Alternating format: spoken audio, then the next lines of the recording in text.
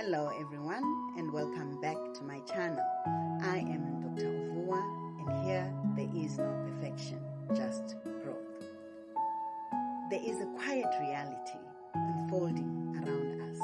Our children are growing up in a world where cannabis is more visible, more accessible and normalized than any other generation before them.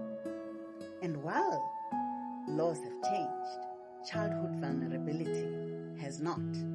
Young people are still young people, curious, impressionable, navigating identity, belonging, and pressure. The difference now is the environment around them, and this environment deserves attention. It is a new landscape where adults are celebrating the legalization of cannabis recreational use, as this represents freedom and reform. But for young people, it represents exposure. They are seeing cannabis discussed casually. They are observing adult behavior. They are navigating peer conversations shaped by normalization. And when normalization increases, perceived risk often decreases.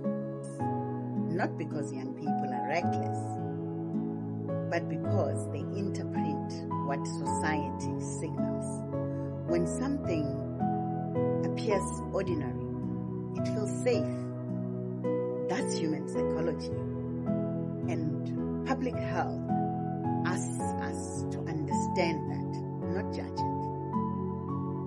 Youth vulnerability matters because adolescence is a period of neurological and emotional development.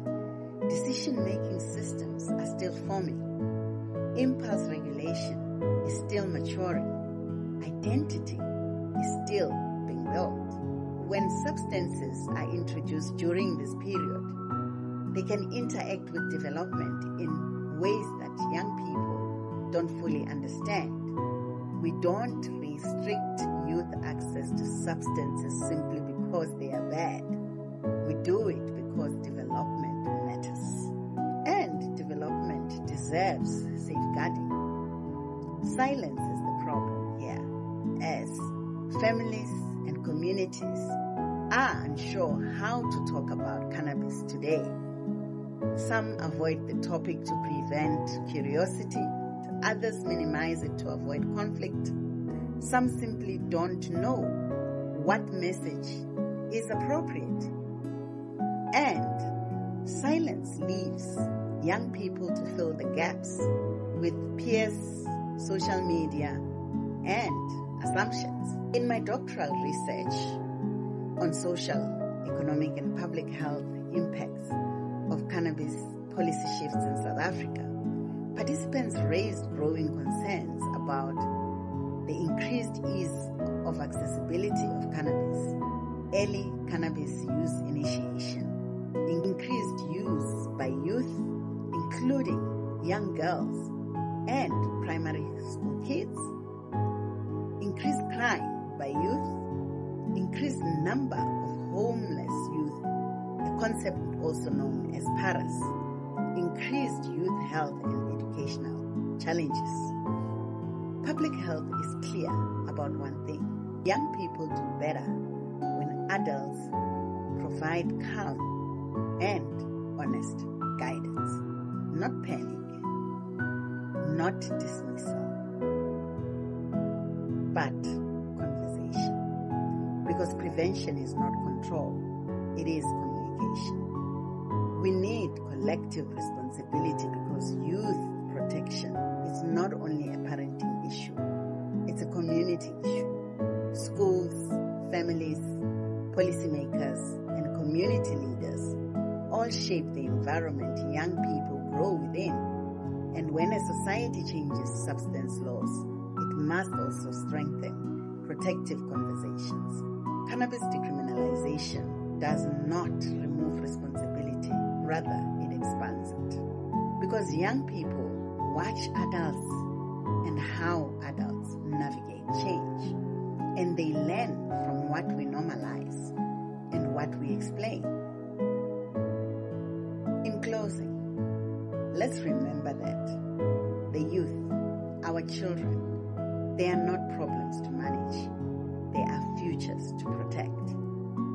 Cannabis policy is an adult decision, but its ripple effects reach young lives, and our responsibility is not to panic or moralize. It is to create clarity, guidance, and honest conversation. Because when we protect development, we protect potential. And public health, at its heart, is an investment in the next generation. Thank you for being willing to hold that responsibility with care. Join my Facebook Live on Tuesday, 3rd of March at 7 p.m. and my TikTok Live on Thursday, 5th of March at 7 p.m., where we will be unpacking what youth exposure means in a country navigating policy gray zones and why parents, schools, and communities must have clearer, braver conversations. Join me for this important discussion. Bring your questions. Leave judgment at